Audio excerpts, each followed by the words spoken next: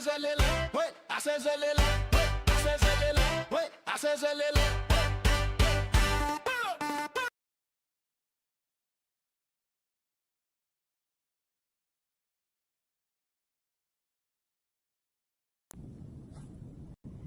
Be aware right now of the space around you and notice how it engulfs every object, including your body-mind, and is also at the same time independent of it. So too, unbounded awareness. Be aware right now of the space around you and notice how it engulfs every object, including your body-mind, and is also at the same time independent of it. So too, unbounded awareness engulfs and pervades and is independent of every experience in space and time. This is what it means to be in the world and not of it, to be local and non-local, to be a spiritual being having a human experience. Happy New Year. For me, this year, no goals, no plans, no lists, no regrets, no anticipation, no resistance. Being is enough. Or should I say, being in love is enough. A love that radiates like light from the sun, denied to none, focused on none, is sacred, holy, and healed.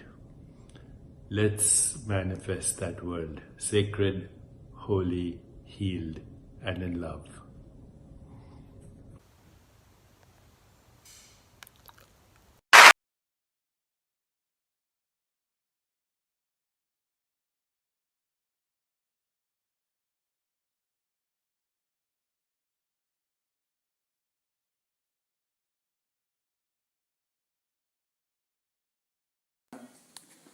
It's not easy to see how they effectively run the next decade in the Pacific.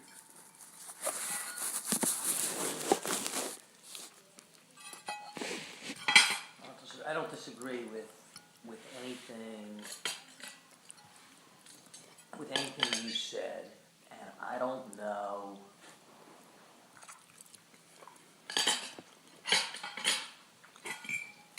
I don't know who he trusts on these kinds of Who, the president? I don't know who the president really trusts McDonald. on these kinds of strategic McDonald. questions. It's not easy to see how they effectively run the next decade in the Pacific.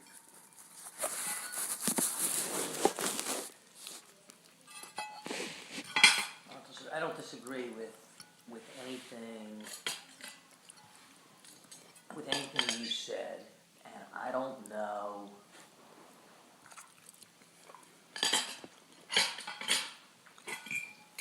I don't know who he trusts on these kinds of Who, the president? I don't know who the president really trusts McDonald. on these kinds of strategic McDonald. questions. McDonald. Yeah. The young guy. The young guy. Yeah, but he doesn't. I read with Valerie Djalis. There is a woman named Samantha Power. Yeah. No. Yeah, but he doesn't.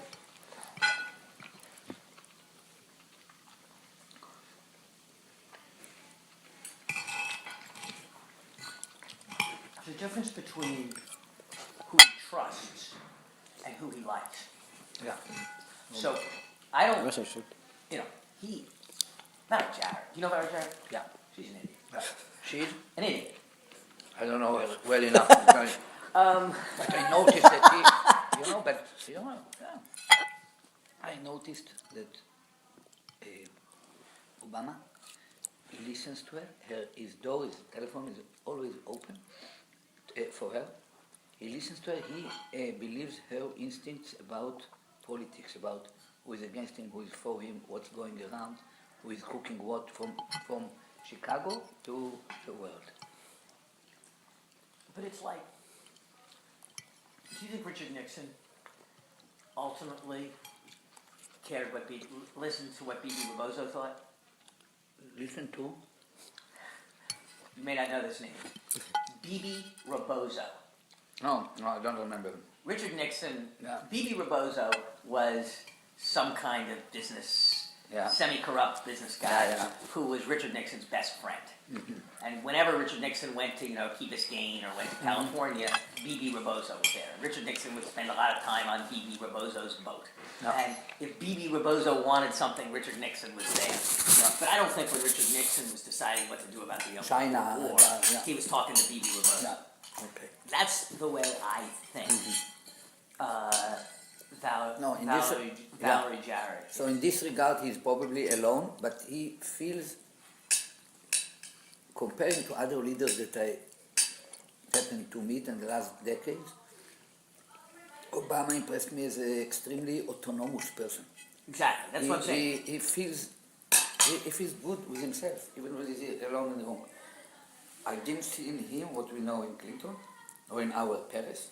And unshattered, however intelligent and experienced they are, emotionally or psychologically, there is there, deep in there, within their personality, an unsatiable need for love, for explicit expressions of love. I Obama didn't has- see anything of this in I've Obama. never seen there's lots of things to say like that. Somebody told me the story that, Bob Reich told me this story. This is Robert Reich, who was Secretary of Labor. Yeah, a small guy. Small. He said Okay. he had been a friend of Clinton's. They'd been students together Yeah. in England, so he was kind of Clinton's friend. He said that if he went to a cabinet meeting, No. and whenever Clinton looked at him, he looked annoyed or looked away, Yeah. for sure Clinton would call within 2 days. How's it going, Bob? What's up? Is there something on your mind? What's going on? He just wanted the love. If you tried that shit with Obama, you'd freeze in hell before he called. I mean, Obama didn't. He had lunch. He was president of the United States and he had lunch alone half the days. Is that right? Yeah. I mean, they would schedule in like time for him to be alone. And if he did some event where he was speaking to 1,000 people, No. they would give him like a little rest time afterwards. No. Wait. It was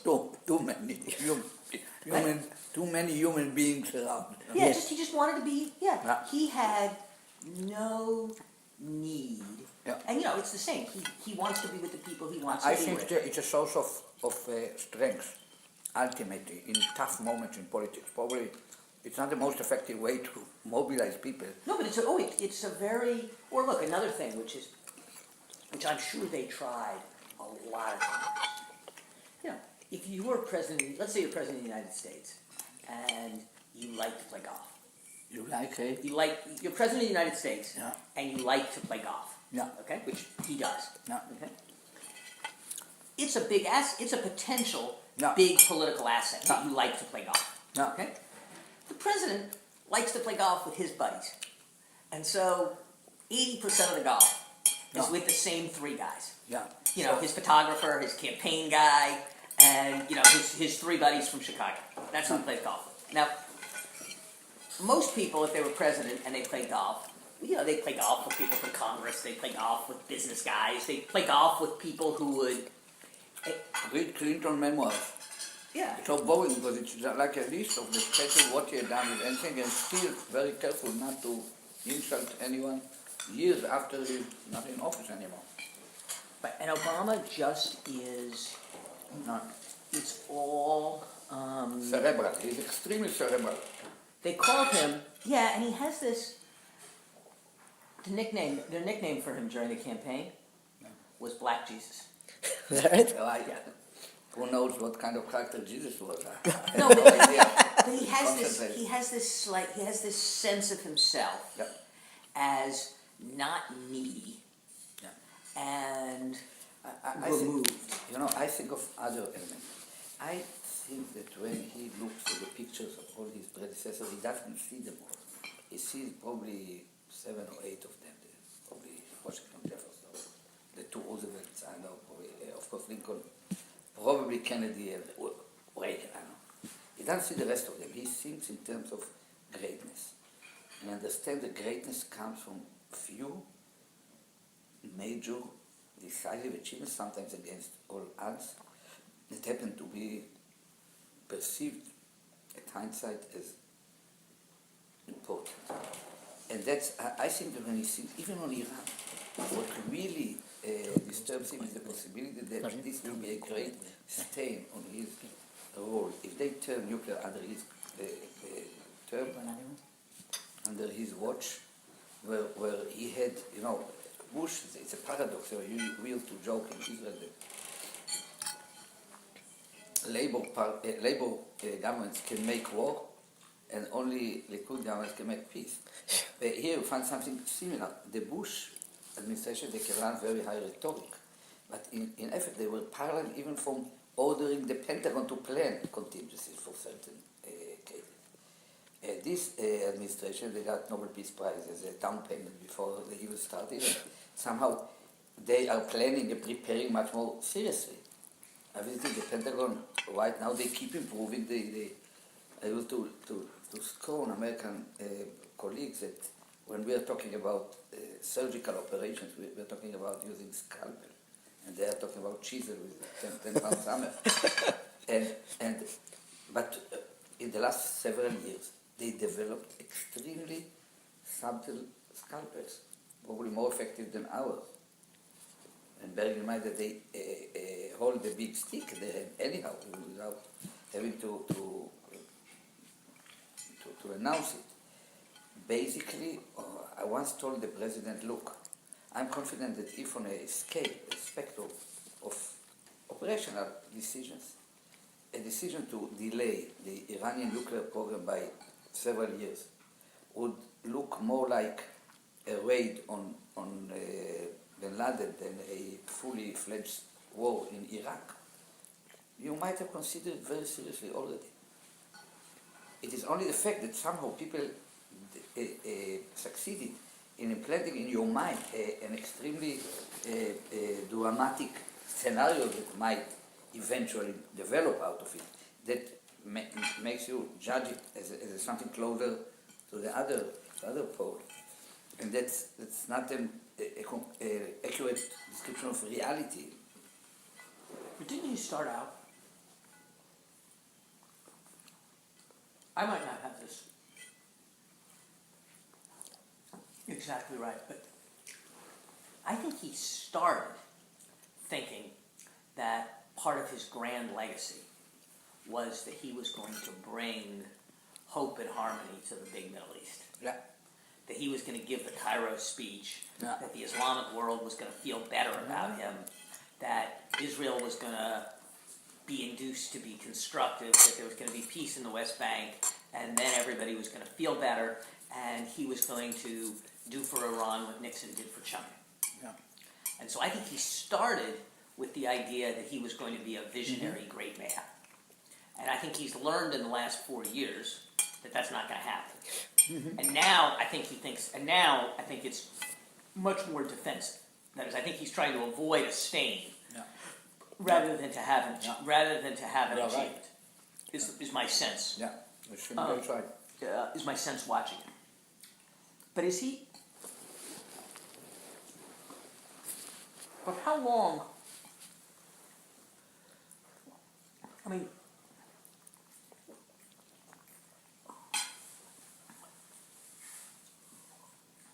I have this sense that people always say the next year is the crucial year, the next 9 months are the crucial 9 months. About what? About Iran. But then it sort of moves. Drifts. Moves a quarter every quarter. Moves what? Moves forward a quarter every quarter. Yeah, it's like shale oil was, I think it's no longer true, but for 40 years, the price at which shale oil would be profitable was the same. The current price of oil plus 10. Yeah, but when it's 100 plus 10, it's different. No, it's no longer 4 plus 10 is, No. 8 plus 10. It's, Right, but it's, but is Iran likely to come to a crunch in the next year? what's the country to reach a nuclear capacity? Is there likely to be? Well, no. I mean, that's one question. But I mean, I'm not, so things that could happen are Let- there could be an attack. Let me describe it the following way.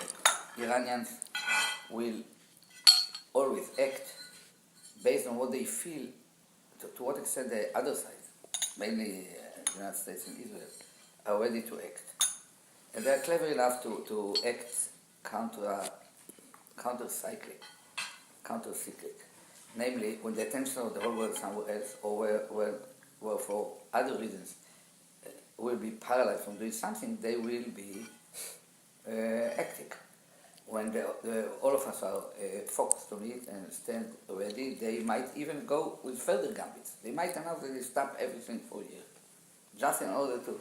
And they are chess players, extremely clever, but they are determined to follow in the footsteps of Pakistan and North Korea, and not to fall into the trap that, in a way, late Gaddafi, or under other circumstances, the South African fell into. And clearly they want not to end with something like Iraq or Syria. So the very fact that I can quote these three pairs of examples means that there is opening for them. So there is a need for something much more dramatic than the present kind of level of sanction. They are very unprecedented and very painful for them. It reduced their reserves dramatically, and some of the reserves are practically blocked. They cannot approach them very easily.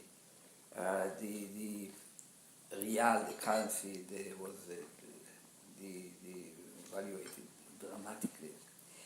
And it's not easy. But as we know from other examples in the past, the elites doesn't suffer.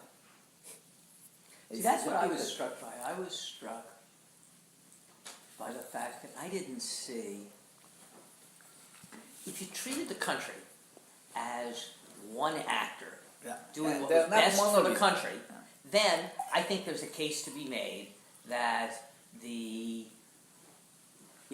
reward, take off the sanctions, give them rewards, they give up the nukes, all that. But if you take it from the point of view of the people who are there now, I don't see how, if the sanctions come off and they give up the nukes, they're alive and in power a year later.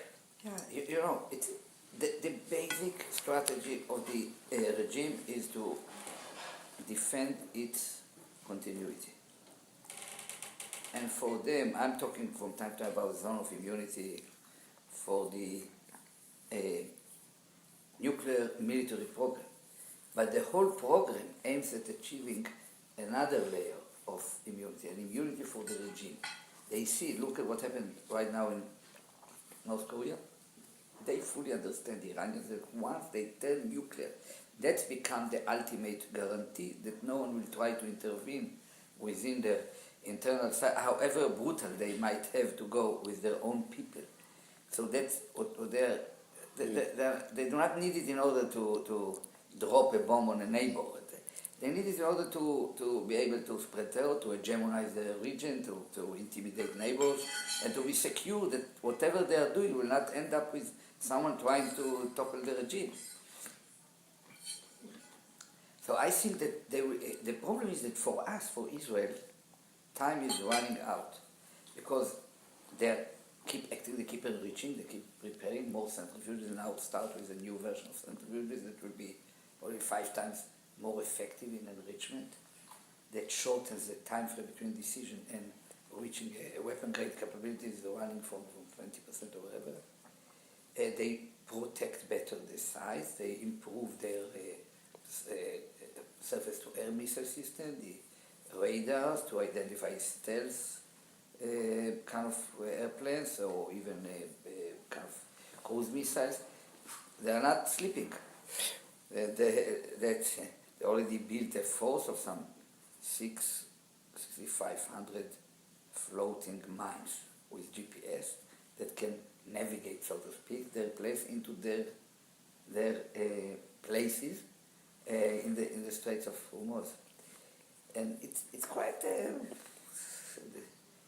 converging effort to create enough redundancy that Israel, with its limited military potential, won't be able to delay them by significant time. And probably a year later or 18 months later, even America won't be able to do it in a clearly surgical operation. And that's basically their calculation. So they do not have a timetable. It doesn't matter for them. They waited for nuclear weapons 4,000 years. They wait another 4 years or 4 quarters or 4 years, doesn't matter. They just want to reach it before they start to collapse as a regime. That's the real. Will their election matter? It matters because it gives excuses to those who doesn't want to create a moment of truth, not to reach this moment. Under normal situation, the coming spring, it should have been a moment of truth. P5+1 is going to meet in Kazakhstan. Afterwards, probably direct negotiation. There was some rumors that Valerie started to. She was born in Iran, in Shiraz. Her father led. Who was that? Valerie Jarrett was born in Iran. Was she really? In Shiraz. Her father was, before the revolution, he was heading a hospital financed by some international NGO, by American government, somehow to help the Iranian people. So she was born there. And some others, even, some former players, including one of my former colleagues and some former leading ambassadors, try to create a direct contact with the Iranians to try to clarify what would be the terms under which. And the Iranians assume, I know it, I'm not guessing, that this type of guys would not have contacting them without informing the NSC or State Department, Pentagon, whatever. And so for them, even if the intention is not this, it is read by the Iranians as, and they might end up. I recommend it to my colleagues here too. I told them we cannot pretend to be able to tell you whether to talk to them directly or not. If you feel that's ultimately necessary to, absolutely necessary to make sure that you exhausted all alternatives. But if you do it as early as possible, so that coming the election, coming April, they will have to face a choice, because if they reach election and you are still negotiating with them, they will tell their people, we are standing firm against the whole world, including America, they're all crawling to our doorstep to ask for some concessions, and at the same time they keep moving. It's ridiculous. And I guess that even after election, someone else will be elected, whoever he is.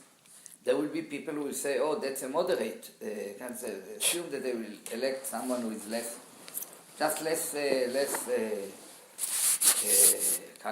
colorful than Ahmadinejad. Immediately there will be interpretation that he is more serious, more moderate. But he's moderate Ayatollah. Cannot make a difference. He should get a chance, so it will swallow another quarter. So that's how 2013 is going to pass. That's one of the reasons why I decided to leave, because I don't see it converging into a real moment of truth or decision. It can easily drag over another year. But at a certain point, they will turn nuclear. I told the president, I remember Clinton. I never questioned his will to block North Korea, but somehow it didn't happen. I told Jeff, I remember sitting with Bill Casey, with Reagan time, as head of our intelligence community. In regard to Pakistan, it was exactly the same. How many sites, how many centrifuges, how about the plutonium bypass, where can they reach? It didn't work. Reagan wanted to see them non-nuclear, but that's what might easily happen here, once again. And if it happens, now what? Then I think it will, first of all, it will so, be but the argument, sorry. It will be the end of any conceivable non-proliferation regime. Because basically it means that if you can defy the whole world, if you have enough money, not huge amounts of money, and willpower. And it will start a much more self-confident intimidation of neighbors, which is still the major supplier of oil to Europe, to the east, to the far east. And the regimes there are already kind of crash between two powers. One is Iran and the other is the Islamists in Turkey and Egypt. These are two corner kind of pillars of the main pillars of the Middle East. And the Saudi leadership, they are dying. I don't know how you call the phenomenon where a candle is just about to die. Flicker. Flicker. Flicker. So the old man there is practically inactive. The second is deep in dementia. They now just nominated the third one, someone about our age, who was the head of intelligence, Mukre. But I don't believe that anyone sees him as a king. Probably Naif, that another cousin will become ultimate. But they are not self-confident. And Abdullah of Jordan is not self-confident. The UAE is, some of the Emirates are much more confident because of their money. But it's all, I don't know how to call it. The Qataris are confident, aren't they? They behave, they behave this way. It's I call them a TV station with an Emirate. It's like I know, I met the Sheikh Jassim, in Munich. Oh, he came? Yeah. He came to the security conference? Yeah, and I talked to him. Yeah, but, it's, the Americans, I met Kerry this morning. They don't know how to read the Qataris. They're totally confused. And I told them they are just starting to hedge their bets against the possibility that we will be the losers and the Iranians will be the winners. That's all. They see Turkey and Egypt under Islamist government, so they become more Islamist. They see the determination of the Iranians and what happens in Iraq, so they turn more pro-Iranian. So it ends up that they're less pro us or pro the others. They're trying to survive. Told Kerry several years ago, I asked, not him, the other one, the Emir, asked him, even then I asked him, are you starting to hedge your bet? He told me, look at Google Earth in front of our shores, you'll find certain place where you can find two wells, 25 yards from each other. One is other, the other is Iranian. They were practically drinking from the same same place. Whoever has a bigger, higher diameter of a pipe takes more. And so we have to take them into account. Plain. So Middle Eastern. What's happening in Egypt? Tell me. I don't know. I told Kerry today, I think that you're the only players to have any leverage upon them. Because in spite of all their bad kind of ideology and kind of extreme vision, they are practical people.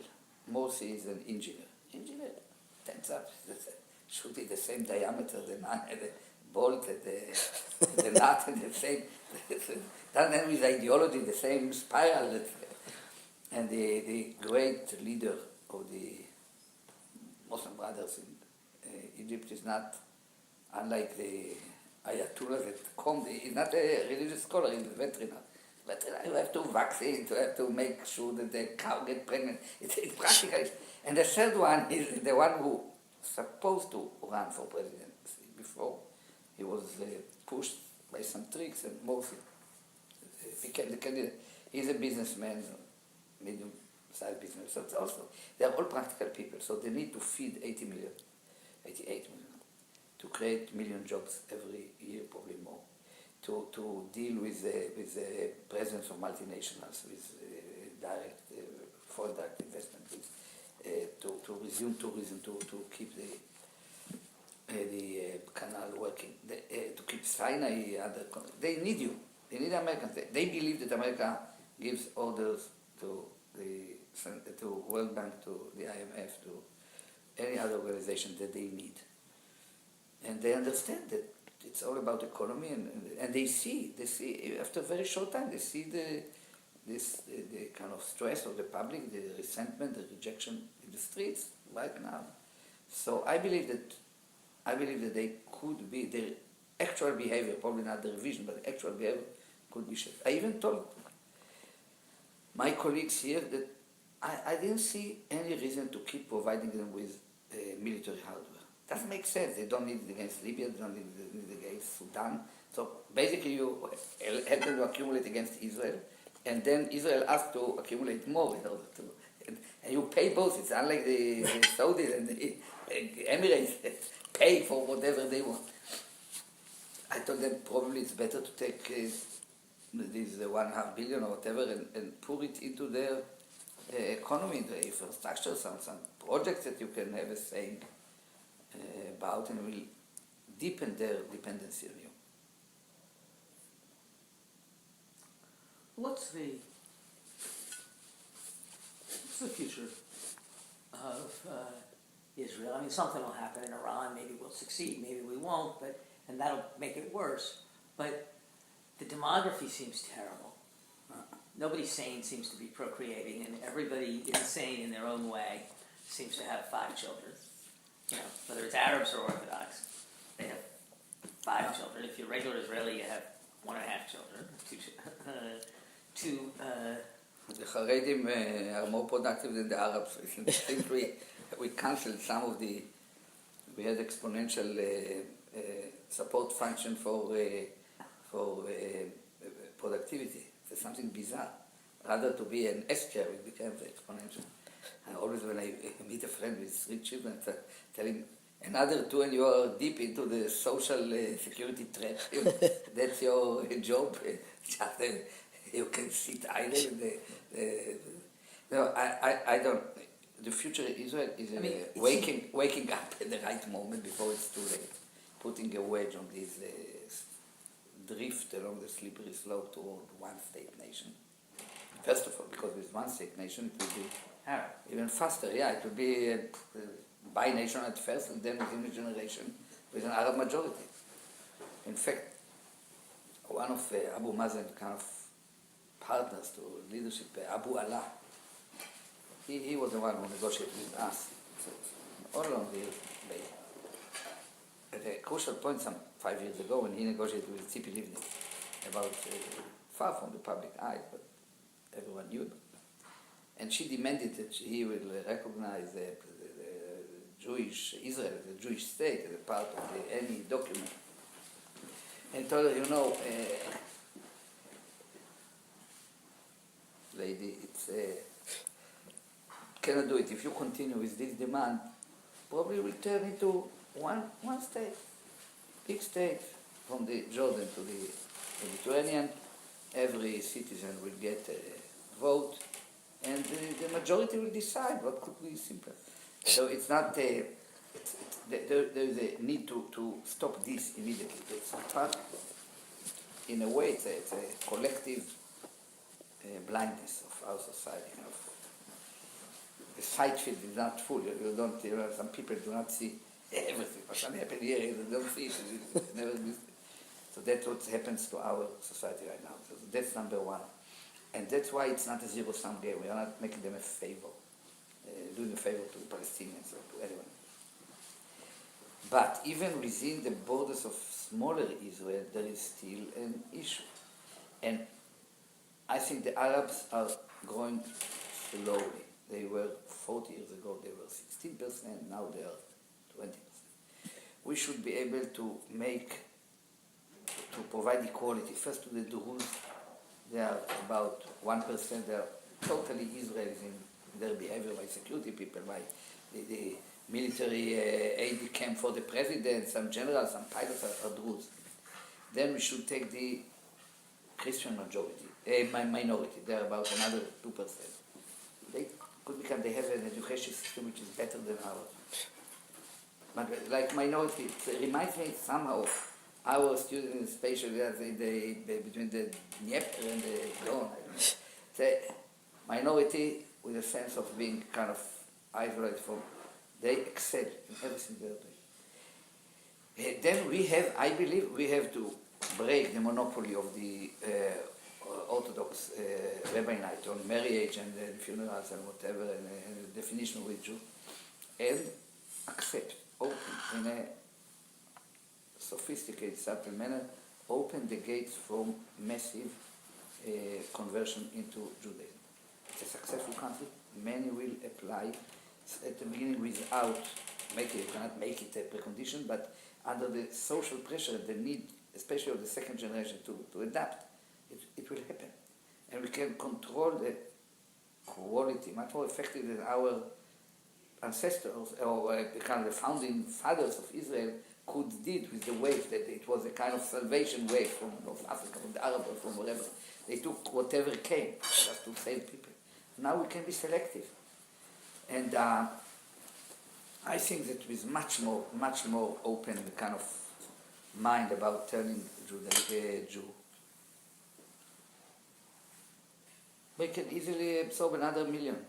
I used to tell Putin always, what we need is not just 1 more million. It changed Israel in a dramatic manner, the million Russians.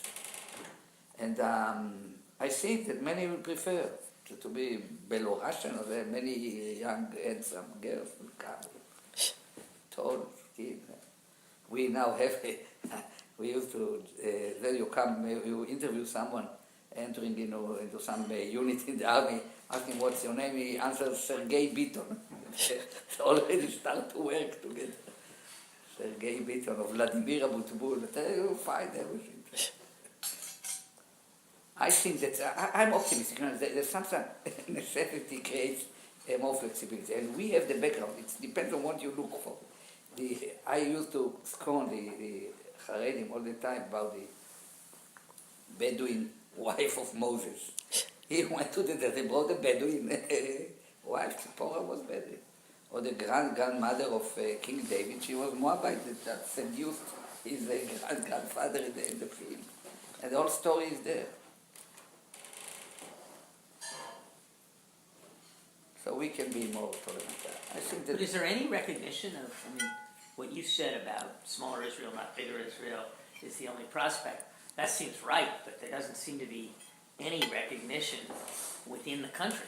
There is certain underlying recognition. It's not, we had a quite surrealistic election right now. These questions are extremely urgent, both Iran and the Palestinian issue, but the whole discussion was about the draft law for Haredim and the memories of the resentment kind of. We had much more genuine, a wider scale, Occupy Wall Street kind of equivalent, but more genuine, really mobilized massive. And they appeared. They took the son of Toby Lapid, a journalist that everyone knows because he handsome, and he appears every Friday evening on the most popular TV, kind of the anchor. And he became, out of nowhere, not a drop of a... It's like taking a presenter of a bank, making the CEO. It's a kind of and became the second largest party. But that reflects somehow the uneasiness of the mainstream Israel, the old elites and the youngsters from what we are doing. So I think that probably a wake-up call will come. This way, I always hope not through a painful crisis where you have to bury the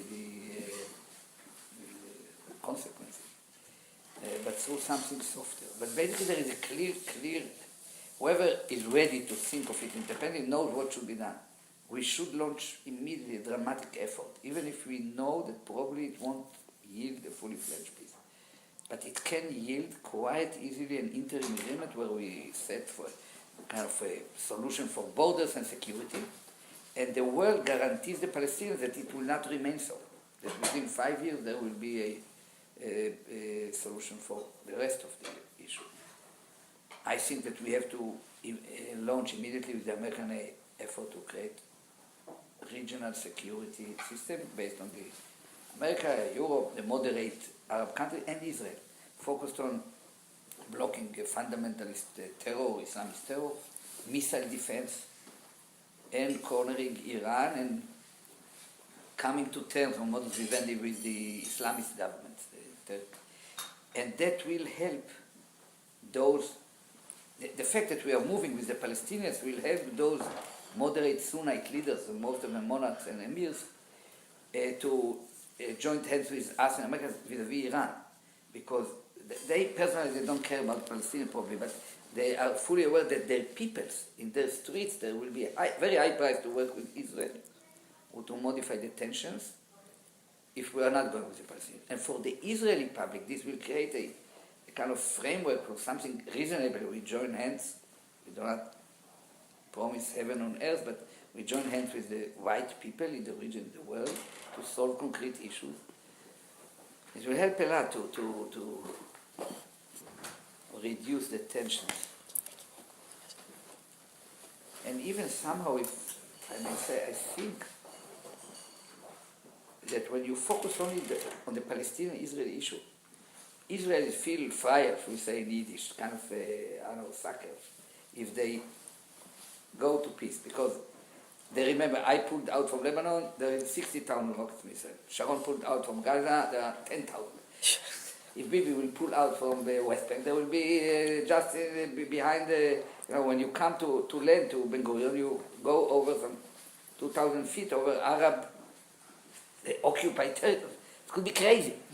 So people feel that we are only giving, we cannot get anything. And it's true, from the Palestinians we cannot get anything. But once you put into the equation the whole Arab moderate world, it ends up that we get a lot recognition from the Arab No, world. but that's been the argument. But the problem is that's been the argument for, in one way or that something. Yeah, last 20 years. I was going to say the last 15 years, and it seems like it's less. It's a less strong it's less argument. effective. That's a success of Bibi in the negative sense. He became successful in convincing our people that we did our part of it, that we tried, and all the responsibility is upon the shoulders of Abu Mazen, which is not true. We never tried in the last 4 years to make, were never ready to make painful decisions in order to have a breakthrough. Played around. Abu Mazen is responsible partly for what happens. The Americans made mistakes, the Europeans made a lot of mistakes. But that cannot justify our, how to put it, failure for. Yeah, and it's true. Abu Mazen doesn't help. He's not an easy client. Do people expect that Obama and Kerry are going to invest heavily in Israel-Palestinians? No, I don't think so. Or that they're going to stay away from it? Probably they dream about it, some of them, but I don't think that. I think the reason of Obama visit is that he has to do it. There are even some stories that it was born in not exactly normal way, that Peres, who got here a kind of liberty medal or something, planned to bring Obama in June to bring him some medal of the Israeli president, but to participate in a conference that Peres initiates the last several years, every June, and to participate in his 90th birthday. If you can't arrange a funeral, at least arrange a birthday. And it was promoted by some people who supported Obama actively. So he said, okay, yes, no problem. Then his people heard about it, and some Jewish journalists heard about it and said, are you crazy? You're going to make a private visit to Shimon Peres after 5 years of missed Israel. You have to, the only way is to make a formal visit and to be hosted by the Prime Minister. So he found himself there. Then he thought twice and thought, yeah, it's not that bad. Probably just to make sure that I cease to be the reason for everything, that the fact that I didn't visit Israel, now that because of this, everything is doesn't move. So, okay, let's be there, visit all the capitals, talk to the people. I don't think that something dramatic is going to happen. I mean, Clinton at a certain, you know this, you would know infinitely better than I, but Clinton at a certain point decided that this was his path to a Nobel Prize and history. Yeah. And I don't think, Obama does not feel on that trajectory too much. He got it already. Huh? But Kerry, it seems to me, will decide that's what he wants to do, won't he? Yeah. I mean, the imperatives of Kerry's job Yeah. are that if he wants to have a historic achievement to end his career, Yeah. he's not going to get a historic achievement out of anything they do in the Pacific. No. I think he understands it. He plans to come to Israel probably even before. I don't know how to cut it. Just take it. I don't want to take so much. I know, you can leave it on your plate.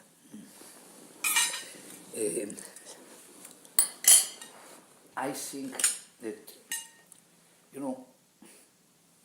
Kerry made several missions for Obama in the past 4 years. Sometimes with Palestinians, Afghanistan. sometimes with Karzai. Karzai, that's far from our immediate, but with Assad, the young Assad. When he came as a kind of freelancer, he used to be always over enthusiastic. If by his very enthusiasm, it will, Infected. I will call it, contagion will take place, and they will all dance. Enthusiasm, before they land, they will have something that I think, I look at him, I spent some time with him one-on-one. He's more realistic now because of this. So he knows, and he knows that he comes a little bit too early. Bibi doesn't have a fixed idea about what should be done, and then he makes the government that can do it. He just wait to see what kind of government he has, and then he will modify what he wants to achieve.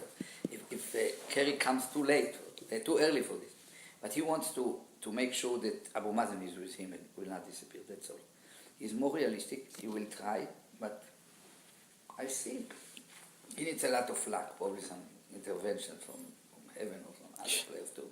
That an opportunity for a fully fledged agreement will be created.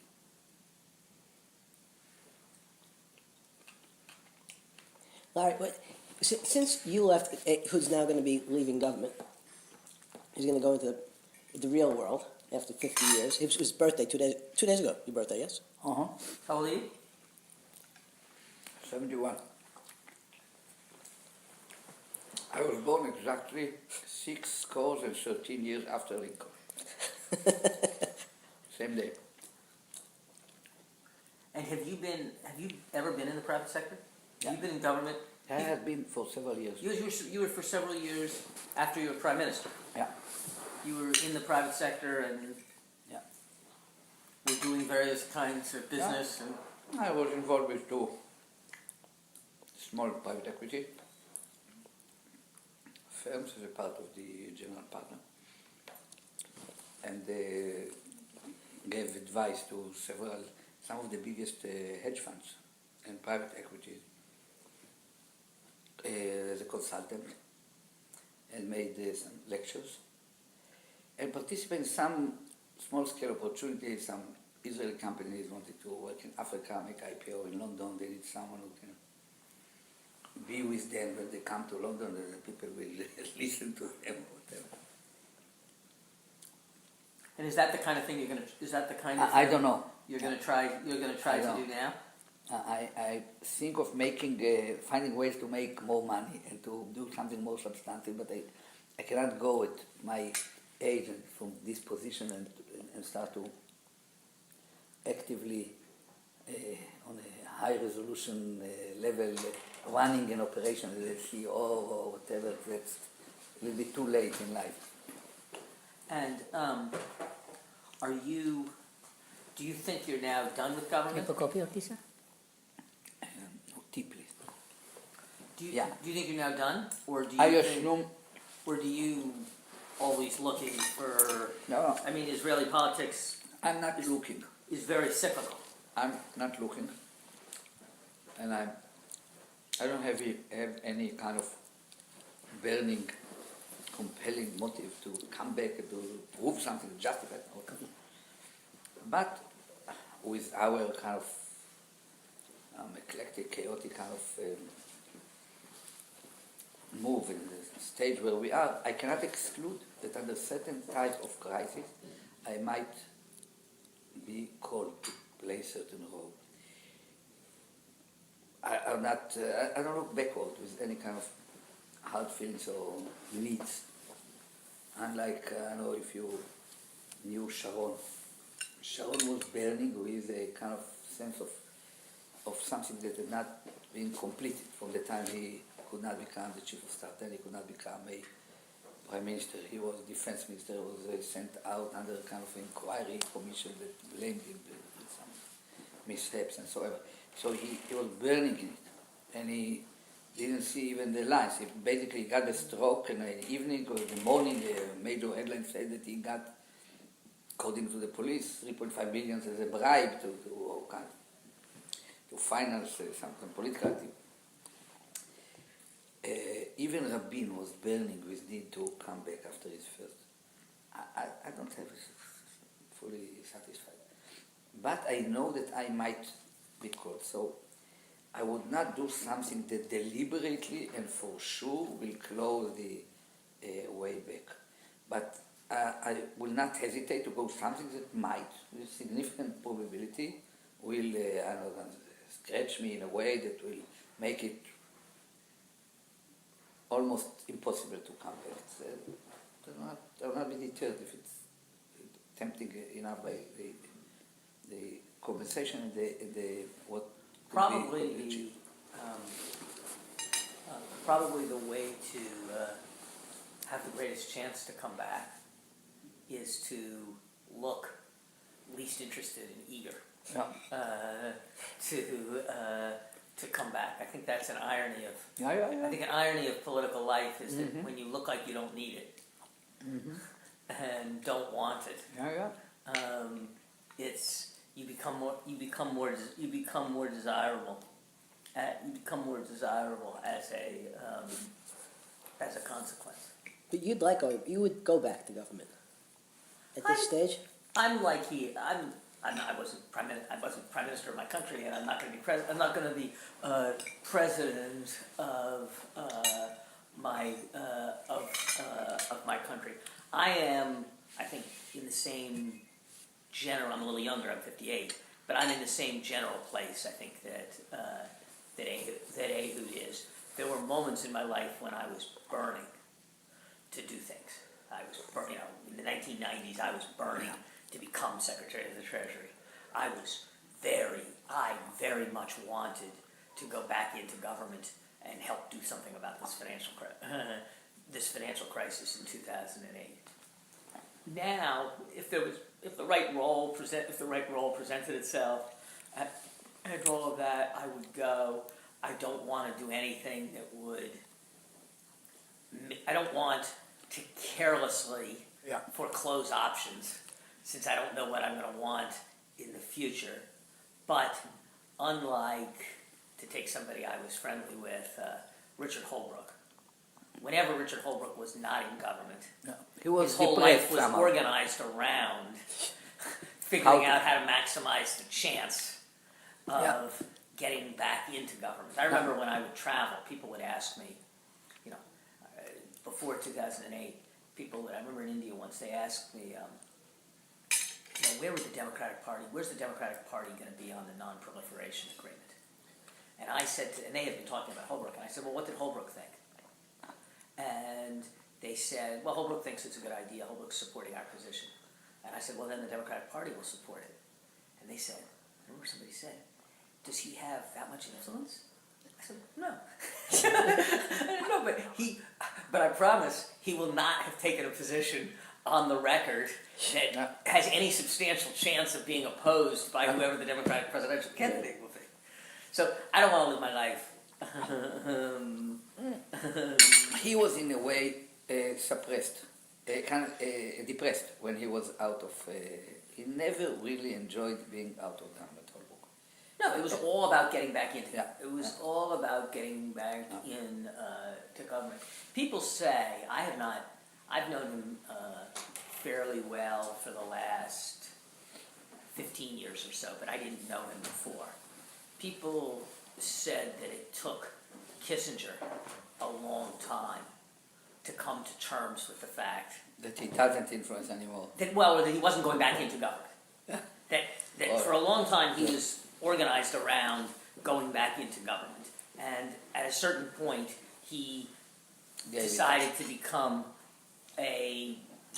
have a different kind of role, and was sort of happy having that kind of role. My challenge has been, I don't know whether you found this, it sounds from the way you spoke like you found it. My challenge was relative to the expectations of being a professor or being a government official.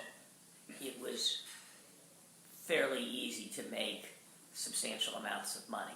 Not money like Jeffrey and some of his friends, but money like that was like a lot of money from my point of view. Yeah. The challenge is, and it's actually not that hard to do things that are reasonably pleasant and kind of interesting. What is hard is doing things that cause you to have adrenaline. Cause you have Adrenaline. Excitement. That are exciting, where you, like, where you're, that's it depends. It probably depends how deep you go.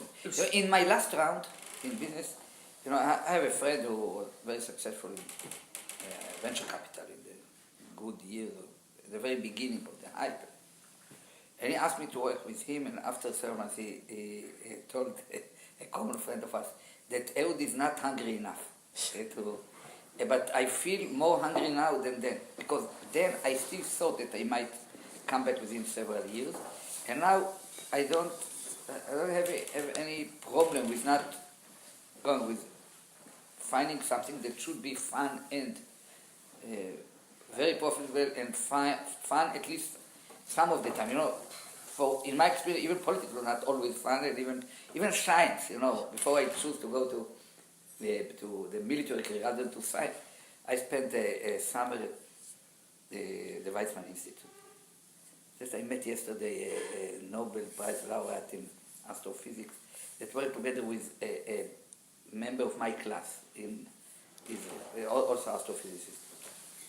And he told him that we worked together in Weizmann Institute. So after this summer, he decided to stay in science, and I decided that we were working all the summer on photographs from bubble cell, the kind of hydrogen under heavy magnetic fields. The preliminary CERN operation about identified kind of behavior of particles. And I've seen, we were 6 labs working all over Europe and Israel on the same 1 million photographs, and after a year and a half, the professors sat down together, decided what to do. The young PhDs threw the greatest idea, and the professor went to the congresses abroad to represent it and so on. And I found the relation between the fascinating work in the last 6 weeks and the extremely boring looking of a picture after picture to see some abnormality in the behavior of all this bubble chamber it was called. And I decided to go there. So somehow I don't think that any, probably maybe paintings or sculptures that give so you- nothing is fun all the Yeah. time. No, the question is finding something that lives, that makes a adrenaline, change. adrenaline, where you feel like it's It's not just achievement, it's meaning, that there is some meaning. You do something which is some important high to you. meaning, Yeah. which depends on both what the thing is Yeah. and how large your what your role. Yeah. Yeah, it's about something that goes beyond your body and beyond your time. Something important, really important. It's not complicated. Yeah, I don't think that there are many things. You're probably at earlier age than all of us. Someone can gamble on some idea and want to build something from scratch that had never been there and change certain part of the world. It's not for us. The most we can do is to use our capacity to integrate things, to make judgments and to make good recommendations, to back up what we say by 2 or 3 layers deeper into certain area where we feel confident. And probably to find a way to join such efforts in a way that creates synergy between several kinds of us. I think that there could be, I spent probably all the day last Saturday or the week before in Munich, meeting with probably, 20 ministers of foreign affairs and heads of states who were invited there. Georgia or to Mongolia, Montenegro, the Albania, Zagreb, Estonia, and you see how much these guys, some of them at a very kind of, not primordial, but embryonic phases of normalizing a society or state, facing huge challenges with, and you having huge potentials in a way. And they don't know don't feel confident about how to move in economy, how to move in finance, how to move in security, how to move in international relations, positioning themselves. I think that working on such projects could be fascinating, because you see embryonic nations. Some of them have been born as nations, they have all have some old identities. And they look, things that for you is something that's long behind you, is their great next challenge sometimes. But that could be something of importance, you work there, I don't know. I've never been to Montenegro or Mongolia, but I assume if you go to Mongolia, see this is a nomadic health.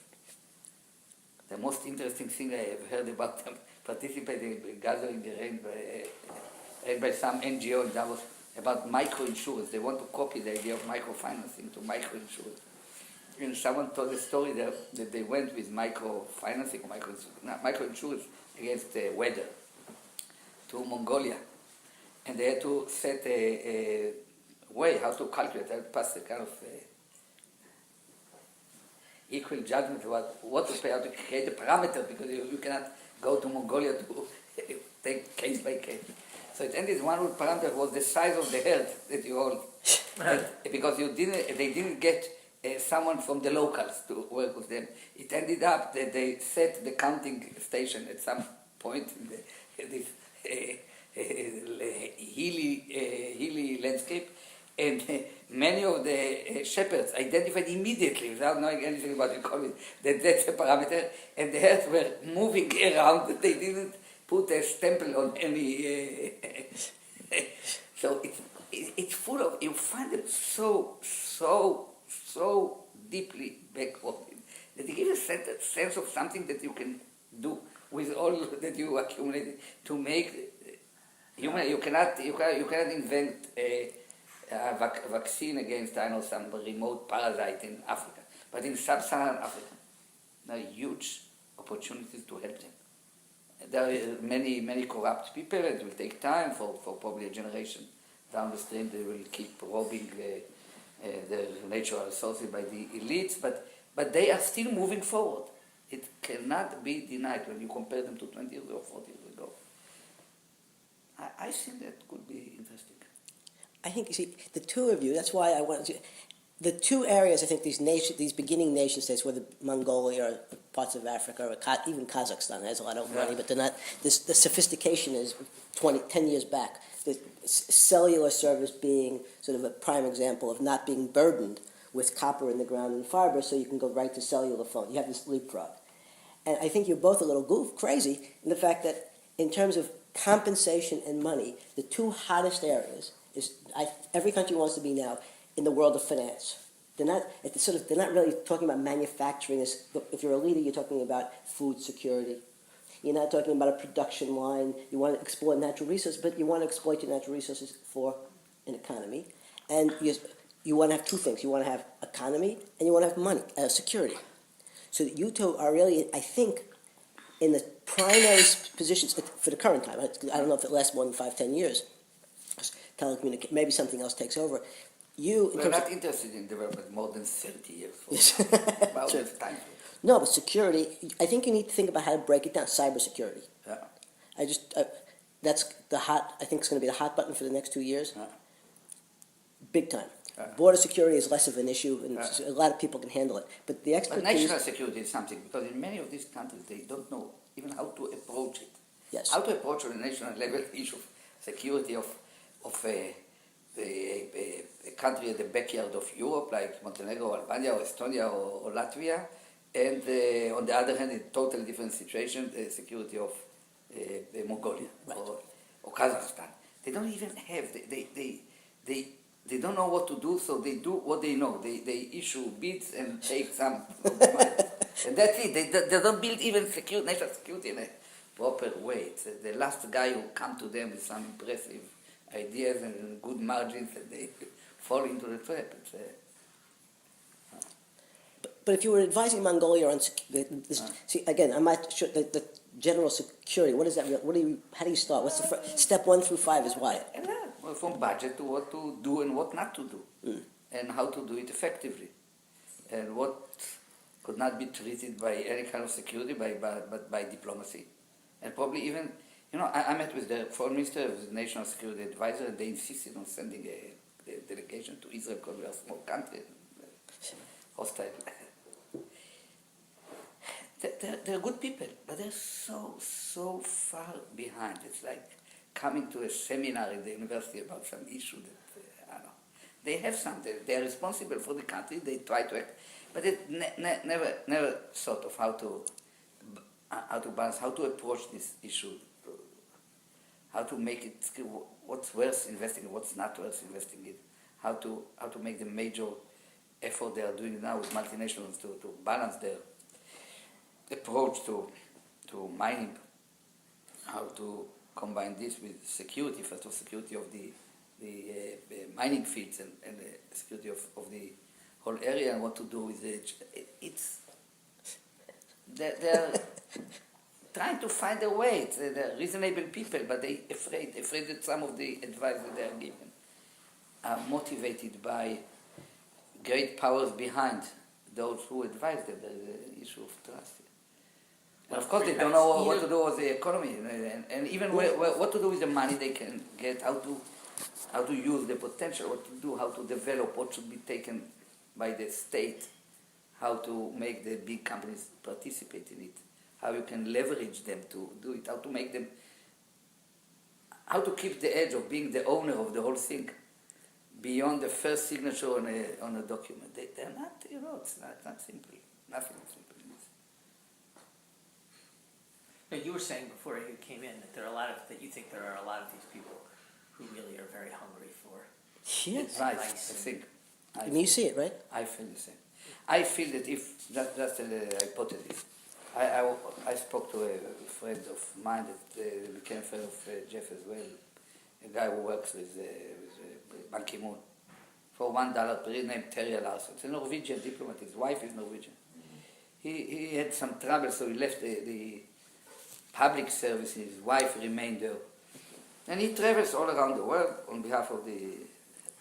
Now, assume for a moment that you, Jeff and myself, and this Tariq establish a consulting group that take on a basis of countries, sovereigns, to give them advice, strategic advice on macroeconomy,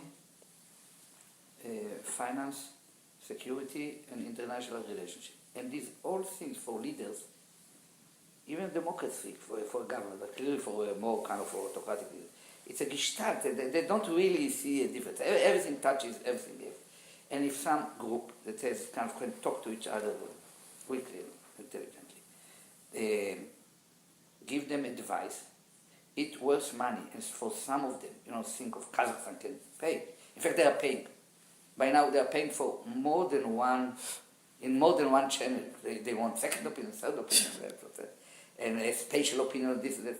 They pay quite a lot of money. They have this money for taking consult. Sometimes they see it as not just consulting all these sovereigns.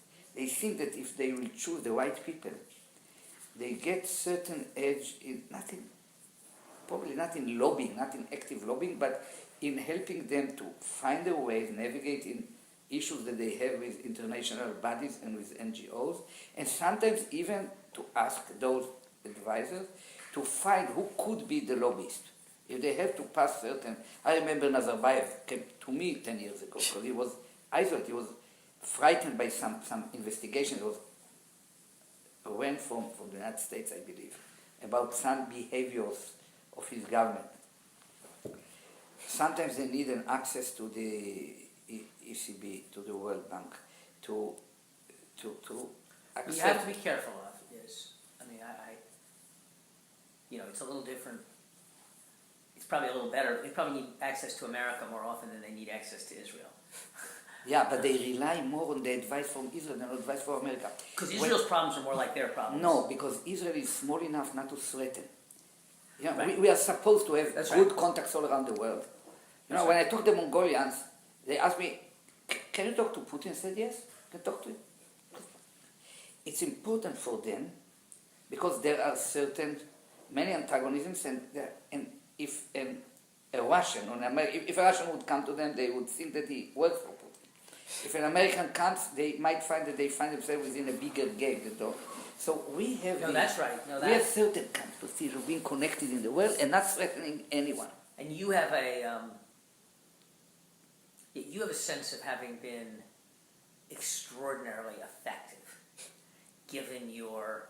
I mean, Israel has a sense of having been Yeah. extraordinarily Yeah. successful, effective, and Yeah. strong, Yeah. given its location and its size. Yeah. And so, And I human want. capital. I'm No, not I'm sure saying- whether you have the same human capital in Mongolia, but they know it as well. No, but I think if you're a Mongolia or a Kazakhstan, I'd like to have a generation ahead, Yeah. like Israel had, Yeah. is a natural way to think.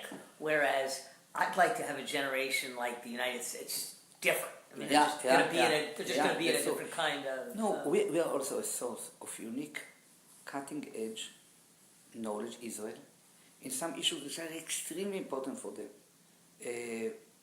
Water processing and both disseminating reuse of water and even the effectiveness of use of it in agriculture in semi-arid and arid areas.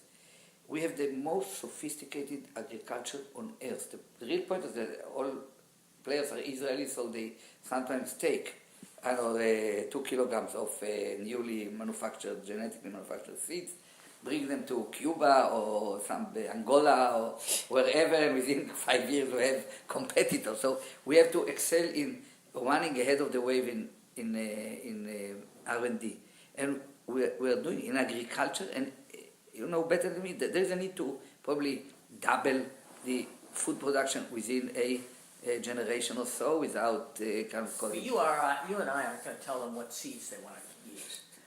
Yeah, not, but what the We're gonna direction connect them could be. to the people who are going to tell them that. Yeah, and there is, Jeffrey can tell us that could be certain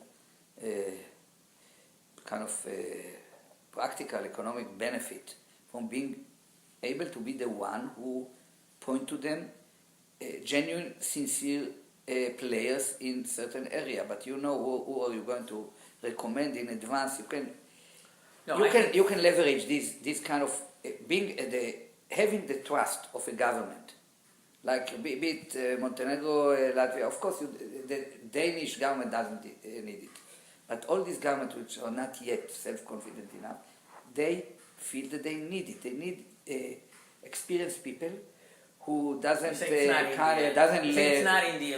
lose a sleep of night if they hear of major problems in some countries. They face that issues and all. You're saying it's not India, but it is but it is. And probably, Mongolia, and maybe it's Sri Lanka, and maybe it's. Yeah. Many out of the 194 nations, I can easily think that some 50 needs it, and we cannot work in 50 places. And some of them are potentially quite rich, or with other potentials to create money that enables them to pay for it, and they feel it or realize it. There's no sense for us to go to lost places. Well, anyone who has natural resources has a way of. Yeah. The natural resources are always under a kind of quasi-state control. Yeah. That's not quite the government. Yeah. It's not like the government's kind of taking your taxpayers' money and giving it to somebody. Yeah. It's that the state natural resources, whatever, You're that's not- presumably where the money comes. Yeah, but you I have to do balance not out- exclude the possibility that in 5 years' time you will end up with decentralization of decision making in both China and India for different reasons, through different mechanisms, where you might find Chinese cities, not just the provinces, but cities, with enough authority and enough resources to hire their advisors to operate, they basically think of themselves as under the idea of centers of excellence. They look at they see we are just 400 Singapores, basically the same ethnical background or some even more advantageous, more homogeneous. And if we can copy 400 times Singapore, we are the real success of the world. When you meet with Chinese mayors right now, first of all, some of them have population under control, which are medium size to big. Yeah, bigger than most of the European countries, like Austria, Switzerland, and Denmark together, the city.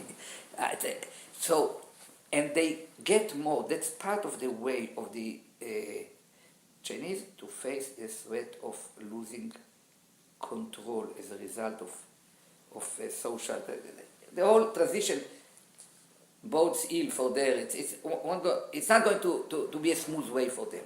And in order to face, they try to anticipate and to find generic solutions, not to concrete, but through processes that will smooth the hitting of the problems. And India, for different reasons, they come from another direction, but they also, you might find that in Indian states, they will get more autonomous capability to take. You know, they have the governor who's supposed to intervene on behalf of Manmohan Singh, but it's only if things get wrong in an explicit way, illegal way, big scandals that comes to the surface. So I think that there is a lot of work. It could be fascinating because it's really, in a way, it's using what you accumulated all along your life to help real people facing real problems that you are acquainted with, and they don't feel as confident. They draw both emotional kind of confidence. And it's a very good thing to do if one can find. I think once you, not so hang out the shingle, they find you.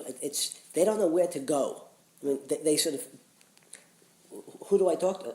I said by default they talk to me, but they read in The Economist the articles about them in order to try to find a hint about how they right. It's wild. Now you have to be sensitive. There's places like the Congo that have tremendous natural resources, but it's zero. You stay away because it's impossible. Rwanda, those African countries have. So it's different than Mongolia. I met Kagame. What's the name? The big basketball player, looked like a kind of president of Rwanda. Yeah. And I believe that Tony Blair is giving him. He is a lot of advice. Yeah. But Kagame, I don't know about Kagame. Kagame is. It feels like if you're the president of Rwanda, you should sometimes be in Rwanda. And judging by how often I meet him, going to one conference or another, he couldn't be spending very much time in Rwanda. Yeah, but it's a way to avoid the stress of being all the time in Rwanda. But it's like Rwanda has gas, but it's in the middle of the lake. Right. Are there places in Africa? And which lake? I think Africa's in Brazil. Kagame said there's a gigantic gas field, but just like there's a place in. Well, what's the problem there? The Caspian Sea also has you can't because it's inside. Once you can't get it out of the country because why? There's no infrastructure. Put it. It's not well in Africa. Putting in even trains, half the time they steal. You put down the rails, you go to sleep, and the rails are gone because someone took it. Is there any place in Africa that you think has a prospect? No. Really? Yes. Do you think no? Angola, maybe. I don't know who. No, I don't. I think it's.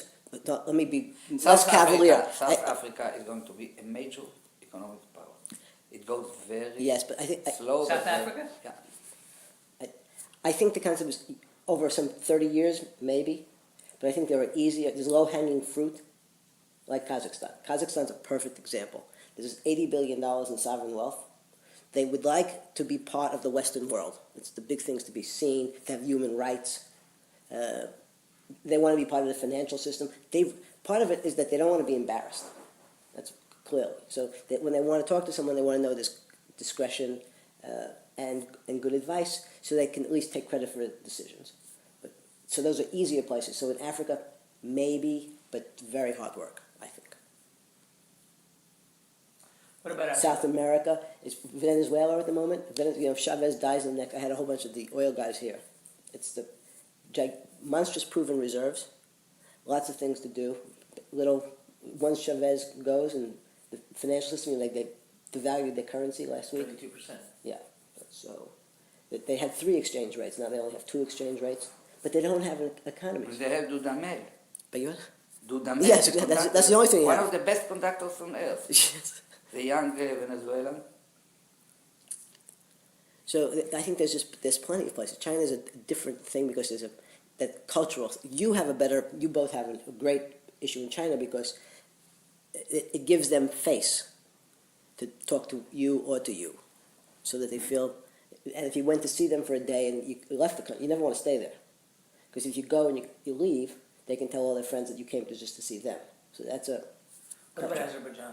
Same thing. It's just tricky. Yeah, Baku. I met Aliyev. Yes. And I remember his father. His father was a communist, kind of a KGB kind of representative in the place, head of the Communist Party. And now the son took over when the father died. It's a kind of run like a family business. I met their Minister of Foreign Affairs. It ended up that he's not just most preferred colleague, but also the best friend he has in Israel is Avigdor Lieberman. Is that right? Yeah. But Israelis are making a lot of business in Azerbaijan.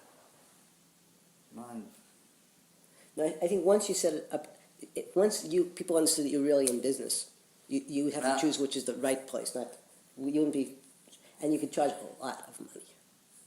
I think there is an opportunity here. And if you don't create a huge overhead, do not pretend to run operations to secure oil fields, so you point them to companies. No, There are many in Israel, some in America. Some would not like to have an American company running, but something from a smaller country. Well, what have you found most interesting? You've been out now for how long? A year? I've been out 2 years. I've been out about 2 years, and I would say the 2 most interesting things have been being on the boards of a couple of a high-tech startup and involved with the venture capital. You just have a sense that you're sort of seeing people who are creating something new. Creating something new, and they're young and they're vigorous, and there's a sense of energy, and being an adult, you can add something, and so I've enjoyed being with Hendries and Horowitz and being on the board of Square. That's been good, and I advise a couple hedge funds, and that's interesting because you sort of hear you have a sense of what the people in the markets are thinking and are doing. So I've enjoyed that as well, and then I do a bunch of sort of speaking and kibitzing and stuff on a variety of things, which is fine, but is less sort of exciting and stimulating. Well, if opportunities materialize, I don't think you can quite hang out the shingle and say country doctor, but has a new meaning now. It's the accents on country. Right. Yeah, but access into country can, in certain countries, create a leverage to make a lot of money for a long time. Sometimes you just bring together a leading major kind of mining company with a leading place to mine whatever they look for, and just agree with them on a extremely very small percentage or promillage or whatever they are doing. But as long as the operation is there, you might end up quite living quiet. It also has its values. But has there something in the past 2 years gotten you excited in the adrenaline? Yeah, I said I to know work it's- with the young people on That's on been a- exciting. Is Square been the most thing Square's probably been the thing. that you look forward to going out? I look forward to. Yes. I look forward to going out there, but it's not that I really do look forward to when we're going out there and when they call. Like, that's going to be interesting, and I'm glad they called. It's not quite that. I'm thinking about it every night before I go. Right. It's not quite at the level of I'm thinking about it every night before I go to sleep. In part because a lot of what it is like developing Yeah, but better that's- technology and all that's- that, and it's not what I do. Think of it, it's one of your edges as well at the same time. Because part of what they need is someone who's experienced enough to look at it in somewhat a little bit more detached manner, Exactly. be able to judge, to avoid the kind of overenthusiasm that sometimes blinds them to where they are heading That's or what could be the consequence. And that's where you can add, because you have much more No, subtle judgment, and wisdom, complicated yeah, and life I'm experience. able to say, Yeah. and I'm able to say to this, like you are. too. Yeah, even I'm things able to that- say to anybody, Yeah, that whatever you doesn't think. seem quite right. When lots of people spend their lives surrounded by people who will never say to them, Yeah. that's not, that's, Yeah. that's not quite right. That's not quite right. No, so that's, so I like the things where you're engaged with more young people. Yeah. And I'm sure in Israel there must be a ton of that.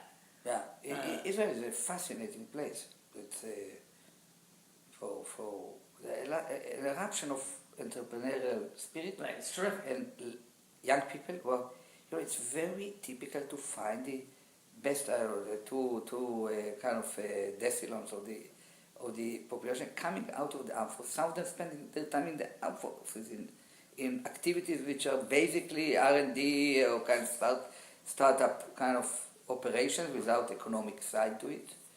And they come, they jump energetically. There is a buzz, it's a...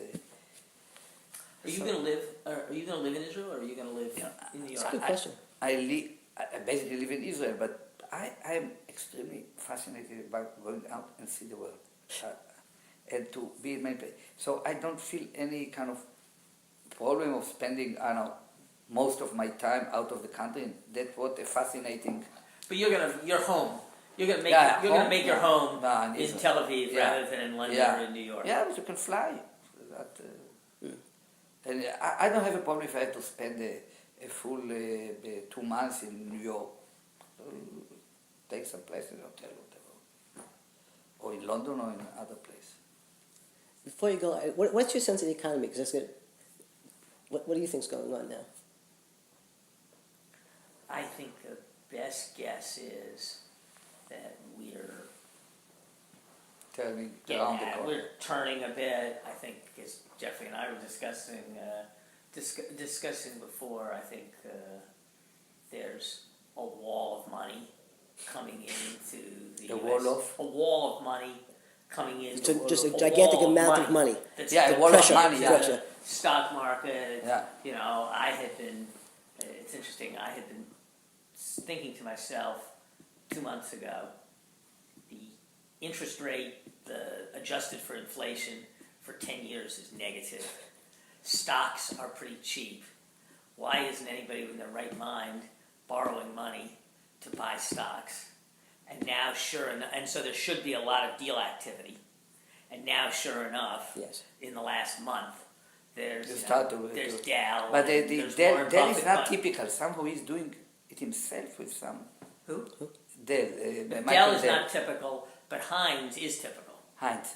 The Ketchup. Kerry's wife. Kerry is correct. Yeah, and you saw what just happened. Yeah. That- She sold?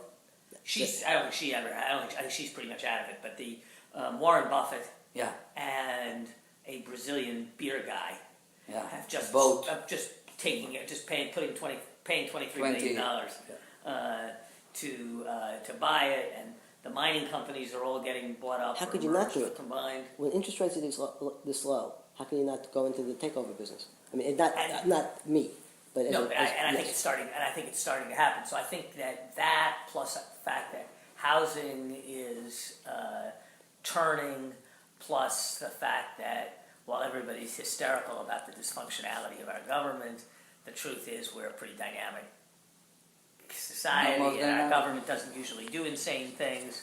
I think it's a reasonably good time to be optimistic about us. I think it's a pretty bad time in Europe. Yeah. But for how long? Because in September there is election in Germany. I talked to Schauble and de Maizière. De Maizière is my colleague, but he was advisor to the chancellor for a long time. And Schauble, I know him from before he was shot. From before. Before he was shot, he's Right. now in a wheelchair. I Right. still remember him walking on his feet. From both, I got the impression that Germany cannot do anything, politically speaking. They cannot do anything by throwing some short-term, kind of immediate small pieces to the I don't know, Spanish or Italian or Greek in order not to break the whole thing before they. But then after they but can. once, but after they can, and basically they will, because they are not doing a favor for the rest of Europe. Right. It's But something. the people are still getting old. Yeah. They still don't want to work very hard. And it's not very innovative. Yeah. So I think that the dying Southern paradise. Europe is going to become like Southern Europe to Europe will be like Southern Italy to Italy. Yeah. Poor, not very competitive, lots of people not working, dependent, but stable. Yeah. And so I now think the odds that the euro will, who knows what will happen about Greece, but I think the odds that the euro will stay together is very, very high. But I think the odds that Europe will be a dynamic place are Relatively are low. not very It high. means that ultimately culture matters. The Mediterranean culture is inferior to the kind of Scandinavia, the kind of post Reformation kind of Asian culture, like- maybe the cultures vary and they work well for 50-year periods and theirs isn't. But I don't know about Japan. I think it's an island full of people getting old. The last thing they invented that was any good was the Walkman, and that was a long time ago. And so I think that they're probably going to try to pump up and print a lot of money. And But this Abe is serious guy? I don't think so. Last time that he was in No, I power, don't he was think not so. serious. I don't think so. I don't think he's. I think he's. From everything I hear and read, I don't think he is a. I don't think he's a hugely serious guy. All the hedge funds are betting that the yen's going down and that the Japanese stock market's going up. I have got more confidence that the yen's going down over the medium run than I do that the Japanese stock market's going up. I think if there's a Paulson trade, Paulson, the guy who made Paulson, I know him. Paulson. If there's a trade, The one from the mortgage-backed securities. right. Go If- up and then fell down. Right. If there's a trade like that in the next 3 years, I think it's short the Japanese long bond. I agree. Because I think that, maybe they'll recover, in which case they'll stop having 10-year bonds at 70 basis points. Maybe they'll have inflation, in which case they'll stop having 70 basis long bonds at 70 basis points. Maybe they'll decide that they can't really fix their problems at all, in which case people will start to worry about whether they're going to get repaid, in which case they won't be at 70 basis points. So it seems to me that they're like... What is 70 basis points? There's a spread of Japanese That's the bonds bond. over For 10 years, the interest rate is 70 Uh-huh. basis points. So... But it's been that way for a while. I mean, to long be fair. time. But they made... It's been very low They're for a just- very, very long but time. they- I think 5 years somehow- ago, people would have said the same thing. You just got to be the same. The Widowmaker is what they Yes. call the trade. Correct. But they already have for a long time. They have some 200% of Right. debts to GDP. Right, so that's they why keep kind of pouring money into the system. I agree with you. I think So that's time's why I up. said that if Over the there next is 3 a years, success, it will be that. And when the last time they were crazy, there were more people who thought their stock market was nuts when it was at 25,000 than there were who thought it was nuts at 35,000, because because by the time it got to 35,000, everybody had taken their crack at thinking that it was nuts and been wiped out, Right. and so they thought they didn't understand and maybe it would keep going. And that's a little bit how the Japanese bond feels to me right now. But tell me, Larry, we have more to worry about inflation as a result of all this supply of wider money. I know measures I'm relatively- or deflation. What's more worrying for you? For the last 4 years, I've been very confident that it was deflation. As time passes, I move my view. I am still more worried about slowdown than I am about Inflation. a big increase in inflation in the United States. I don't think countries don't get big increases in inflation without labor demanding wage increases and tight labor markets and all of that. And I don't see any of that coming in the United States. My friend Stan Fisher did a good job in Israel. Yeah. According to most kind of observers, and very popular. He is extremely popular. People believe that he solved it, saved us from major disaster, and he's highly appreciated in the country. But there are here and there few quite important not economists, but players in the financial markets who think differently. That he did accumulate too much, he did not invest in the right time in gold, that the whole running of because he raised the reserve from some 20 billion to some 80 billion.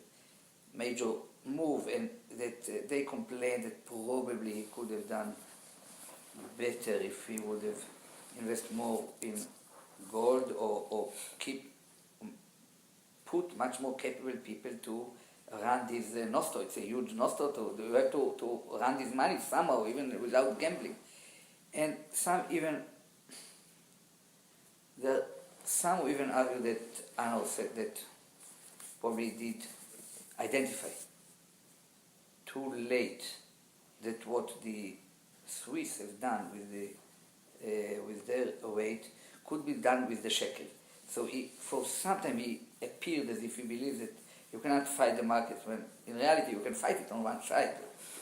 If you are so popular that everyone wants to buy you. So there is certain critics among more sophisticated players, but basically the feeling is in flying colors he ends.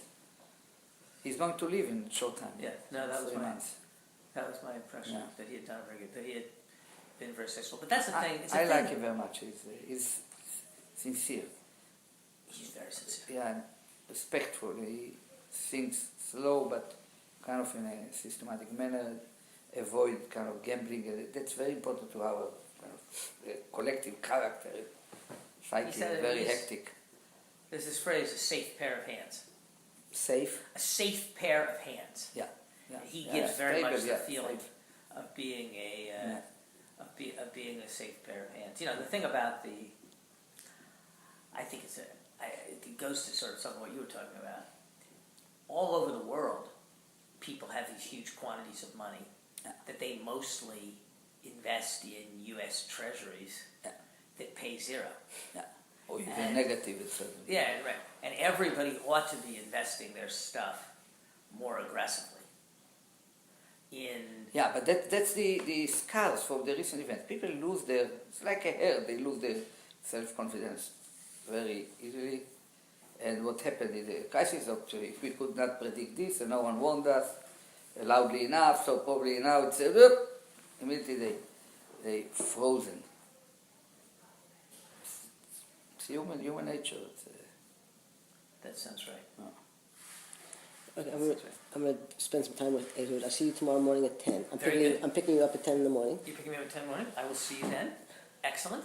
Ehud, this was very good. It was very good to Thank see you. you. I hope we'll have a chance one of these places or one of these. He's going to be a free man. So, one of these things. In 3 weeks, I hope. I contemplate setting a departure ceremony and set a time, a day and time, because I'm afraid that under certain tricky developments, there will be no new government and we'll go to another election, and that's, theoretically it's possible, and I don't want to find myself stuck. Great to see you. Very nice to see you. be back second.